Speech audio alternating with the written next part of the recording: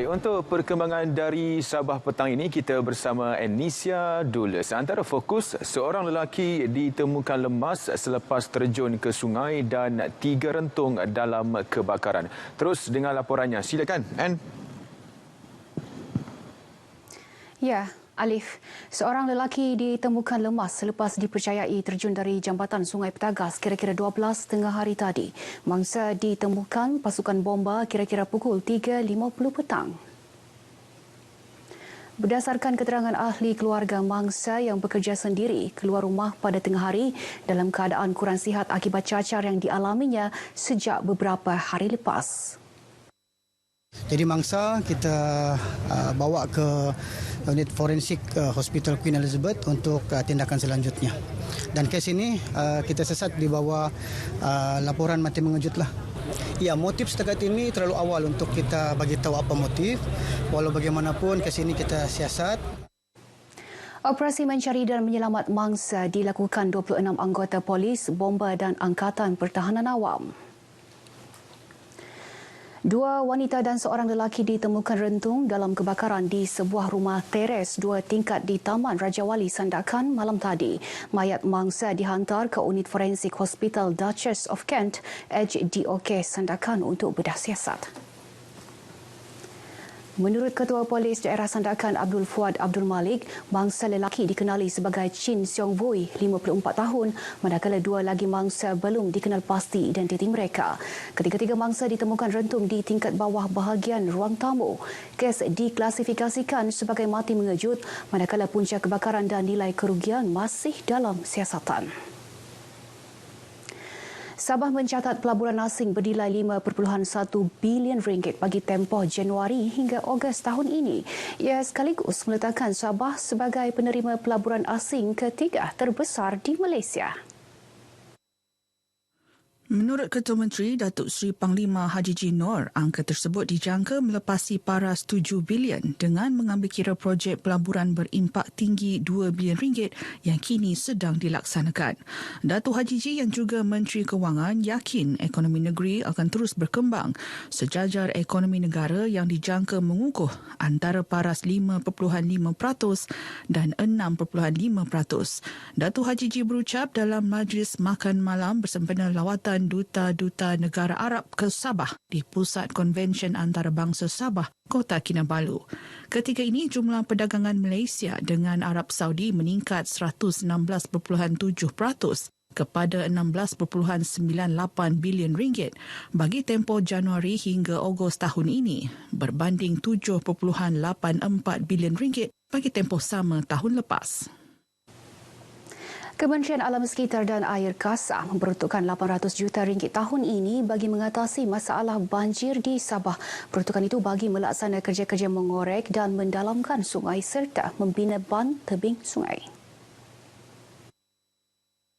Menterinya Datuk Seri Tuan Ibrahim Tuan Man berkata, kerja-kerja akan dimulakan tahun depan secara berperingkat berdasarkan tahap kesan banjir kawasan terlibat. Kita harapkan dengan kelulusan peruntukan 800 juta, ini satu berita gembira lah, khususnya bagi kawasan-kawasan yang selama ini tenggelam dengan banjir dan sebagainya. Kita akan segerakan peruntukan tersebut dan segerakan pembinaan, insyaAllah. Datuk Seri Tuan Ibrahim menyatakan demikian kepada media selepas meninjau jalan raya menuju pantai di Kampung Sekayan Pengalat Besar Papar yang perlu ditambah ban selepas mendap akibat banjir.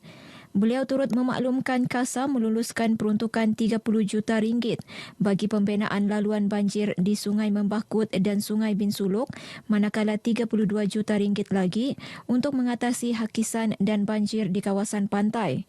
Turut diperuntukkan sejumlah 12 juta ringgit untuk Pusat Pemuliharaan Sungai Padas di Beaufort. Kerajaan negeri akan mempertimbang permohonan penjawat awam dan penduduk luar Sabah untuk mendapatkan status penduduk tetap PR.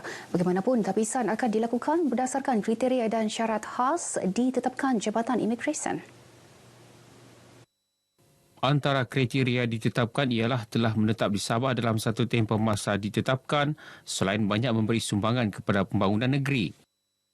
Pemberian PR adalah diskresi lah kan, antara kuasa mutlak Kerajaan Negeri Sabah dan Kerajaan Negeri Sabah selalu mempertimbangkan permohonan-permohonan daripada masyarakat yang bukan daripada Sabah.